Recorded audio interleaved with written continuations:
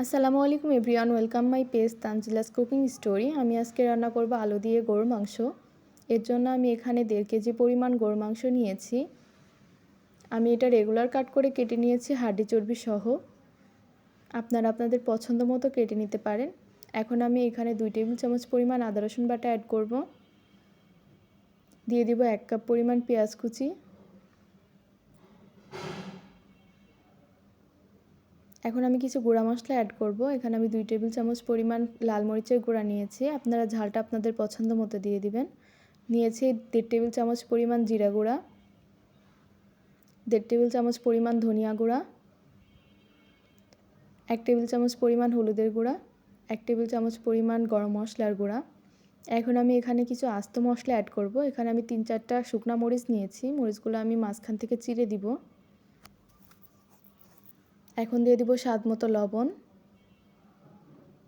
দিয়ে দিব 4-5টা তেজপাতা, 2-3টা দারচিনি,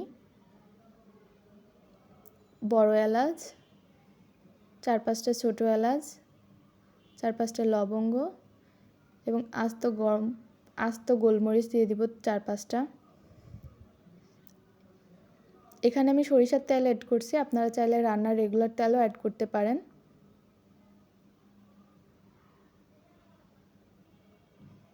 আমি মাংসটাকে ভালো করে মেরিনেট করে দিব। হাত দিয়ে ভালো করে অনেকটা সময় নিয়ে মাংসটা মেরিনেট করবেন। মাংসটা মেরিনেট করার মধ্যেই মাংসের আসল টেস্টটা নির্ভর করে। আমি বেশ খানিকটা সময় নিয়ে মাংসটা ভালো করে মেরিনেট করছি। আর এটা মেরিনেট করা হলে আমি সরাসরি চুলাইতে বসিয়ে দিব।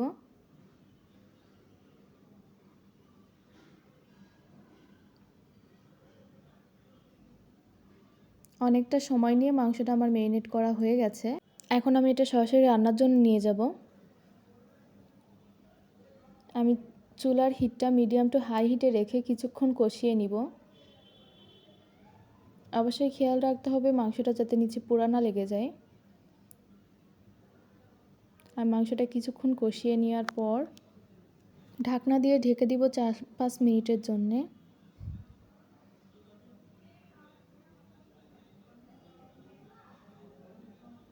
মাংসটা আমার কষানো হয়ে গেছে। এখন আমি ঢাকনা দিয়ে দিব। 4-5 মিনিট পর ঢাকনা খুলে আমি মাংসটাকে আবারও নাড়াচাড়া করে দিব। আর দেখুন এরই মধ্যে আমার মাংসটা পানি ছেড়ে দিয়েছে। খেয়াল রাখতে হবে মাংসটা যাতে নিচে পোড়া না লেগে যায়। মাংসটা যত বেশি ভালো ভুনা হবে মাংসটা তত বেশি টেস্ট হবে। কিছুক্ষণ নাড়াচাড়া করে আমি আবারও ঢাকনা দিয়ে ঢেকে দিব 4-5 মিনিটের জন্যে।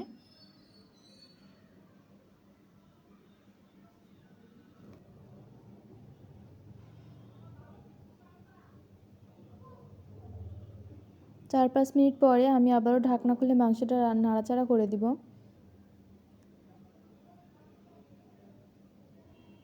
দেখুন মাংস থেকে বেশ খানিকটা পানি বের হয়েছে।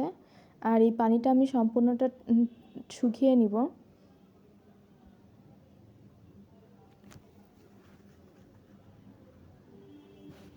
এভাবে আমি ঢাকনা দিয়ে মাংসটাকে 20 মিনিটের জন্য কষিয়ে নিব।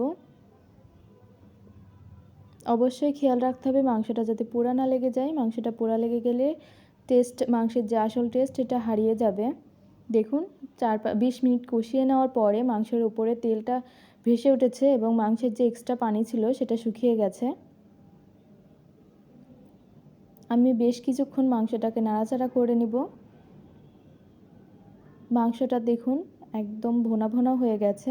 এই পর্যায়ে আমি মাংসের মধ্যে আলুটা অ্যাড করব। এখানে আমি নতুন আলু নিয়েছি। আর এই জন্যই আমি মাংসের এই পর্যায়ে আলুটা অ্যাড করছি। আপনারা যদি পুরানো আলু দিয়ে মাংসটা রান্না করেন অবশ্যই আরও আগে আলুটা অ্যাড করবেন। আর এখানে আমি গোটা গোটা আলু নিয়েছি, যেহেতু এটা ছোট আলু এবং নতুন আলু, এই কারণে আমি মাংসের সাথে আলুটা আরও বেশ খানিক সময় কষিয়ে নিব।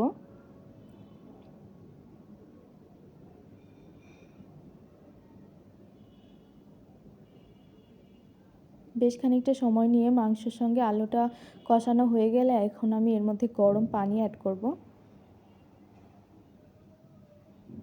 যেহেতু এটা নতুন আলু মাংসের সঙ্গে বেশিক্ষণ কষানোর প্রয়োজন নেই। আলুটা একদম গলে যাবে। আর অতিরিক্ত গলে গেলে আলুটা খেতে মজা লাগবে না।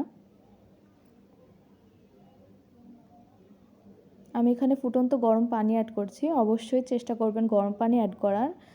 মাংসের মধ্যে যদি ঠান্ডা পানি অ্যাড করা হয় সেই ক্ষেত্রে মাংসের তাপমাত্রা হুট করে কমে যাবে এবং মাংসটা সিদ্ধ হবে না অনেক সময়। এখন আমি ঢাকনা দিয়ে রান্না করে নিব 20 মিনিট। এরপরে আমি এর মধ্যে কিছুটা কাঁচা মরিচ আর গরম মশলার গুঁড়া অ্যাড করব।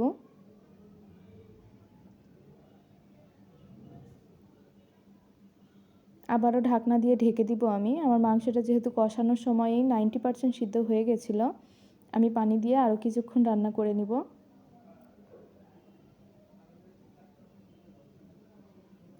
আমার মাংসের ওপর থেকে তেল ভেসে উঠেছে, মানে মাংসটা আমার রান্না করা শেষ। এবার আমি চুলার আঁচটা অফ করে দিব। দেখুন আমার মাংস থেকে উপরে তেল ভেসে উঠেছে এবং মাংসটা দেখতে কতটা লোভনীয় লাগছে। আজকের মতো এখানেই শেষ করছি। আল্লাহ হাফেজ।